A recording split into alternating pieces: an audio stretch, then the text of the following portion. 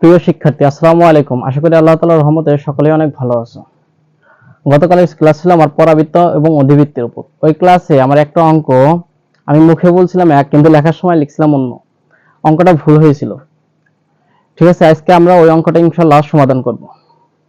তাহলে চলো কথা না বলে আমরা অঙ্কটা সমাধান করি। কেন্দ্র নির্ণয়। আমার কি ছিল? কেন্দ্র নির্ণয়।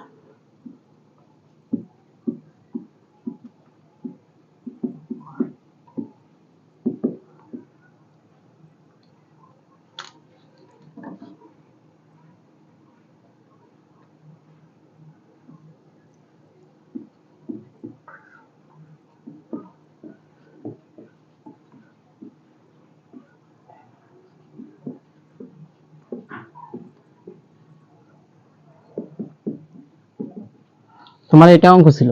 ঠিক আছে, এটা কেন্দ্র নির্ণয়। আমরা কেন্দ্র নির্ণয় জানি কিভাবে করছি। আগে করছি x সম্বলিত রাশির অন্তরীকরণ, তারপরে করছি y সম্বলিত রাশির অন্তরীকরণ। তাহলে আমি x সম্বলিত রাশিগুলো অন্তরীকরণ করে, এখানে তোমার x সম্বলিত রাশি, এটা তোমার x সম্বলিত রাশি, আর এটা তোমার x সম্বলিত রাশি। তাহলে এই রাশিগুলো আমি কি করব? অন্তরীকরণ করব। এখানে কি হতে তাহলে নিচে লাইনে আসলাম। তাহলে 4x প্লাস 6 প্লাস, এখানে দেখো x সম্বলিত রাশিকে অন্তরীকরণ করলে x এ অন্তরীকরণ করলে হবে না 1, তাহলে থাকবে কি খালি y। y এটা আমি 1 নম্বর সমীকরণ দিলাম সমান 0। এরপর আসো y সম্বলিত রাশিকে আমি কি করব? অন্তরীকরণ করব।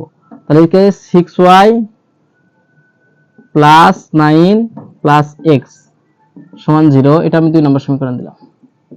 আমি এই অঙ্কটায় এখানে মানে 9 9 না দিয়ে দিছিলাম কি 6, আর এখানে আমি y না দিয়ে দিছিলাম, সরি x না দিয়ে দিছিলাম y। এইটা ভুল করছিলাম। ঠিক আছে, দেখো এখন আমি কি করতে পারি?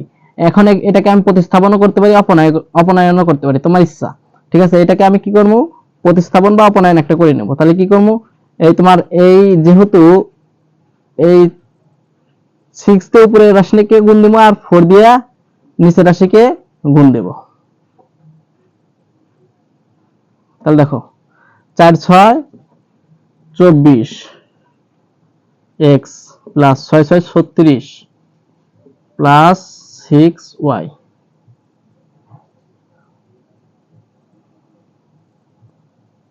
আর নিচেরটা দেখো y সহগ কত আছে? y সহগ আছে 1, 1 দিয়ে গুণ দেব।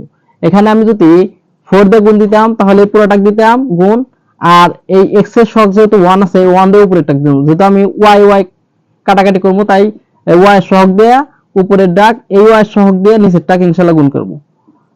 তাহলে যেহেতু সহগ y এর সহগ কত আছে 1, তাহলে 1 দিয়ে নিচেরটা গুণ, তাহলে কত 6y প্লাস 9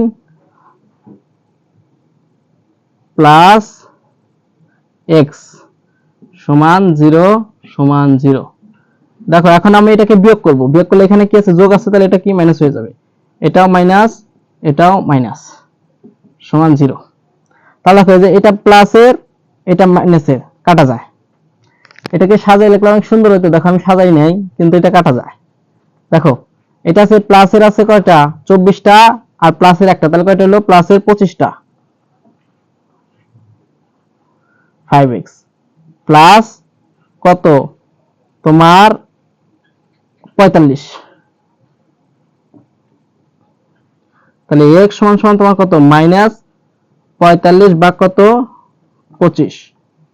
x সমান সমান দেখো 3 15 দেখা যায়, 3 15 45, সরি 5 দেখাতমু, 5 নং 45, 5 5 25।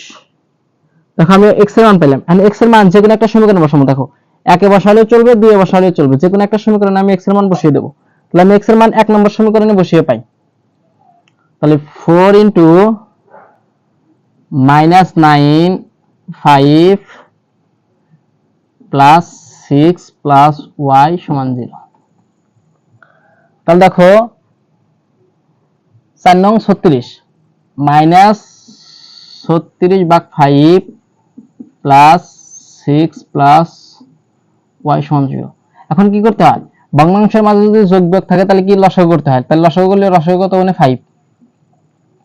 তাহলে -36 প্লাস 5 6 30 প্লাস 5y সমান 0।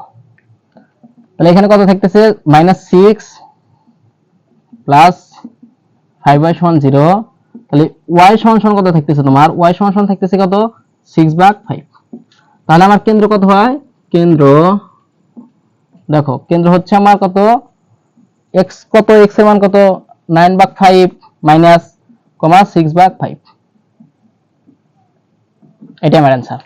গতকাল এই অঙ্কটা একটু ভুল হয়েছিল এখানে, দেখো বুঝতে পেরেছো কিনা,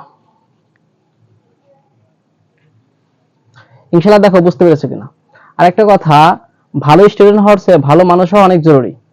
আমরা এসিএস এর একটা ঘটনা এর আগেও একবার ঘটেছিল, আমরা দেখেছিলাম, এবং এখন যা ঘটছে তা খুবই দুঃখজনক। আসলে একটা প্রতিষ্ঠান চালানোর জন্য অনেকগুলো কর্মচারী এবং অনেকগুলো ব্যক্তির প্রয়োজন হয়, এবং একটা প্রতিষ্ঠানে যে সবাই ভালো থাকবে এটা বলা খুবই কষ্টকর। কার মনে কি থাকে আল্লাহ পাক ছাড়া কেউ বলতে পারে না। তার জন্য অপার ভাইয়ের কাছে বিনীত অনুরোধ থাকবে, যে সকল কর্মচারীদের তারা নিয়োগ দিবেন তাদের শুধু বর্তমান দেখে তাদের নিয়োগ না দিতে, তাদের অতীত দেখে তাদেরকে নিয়োগ দিতে। কারণ যেহেতু তাদের সাথে একটা লম্বা জার্নি তারা পূরণ করতে যাচ্ছে, তাই এসিএস এর যে সকল ভাই ও বোনেরা যুক্ত আছেন, দয়া করে এমন কোনো ঘটনা ঘটাবেন না যাতে করে শিক্ষক সমাজের বুকে একটা কলঙ্কের দাগ লেগে যায়। আসসালামু আলাইকুম, ধন্যবাদ।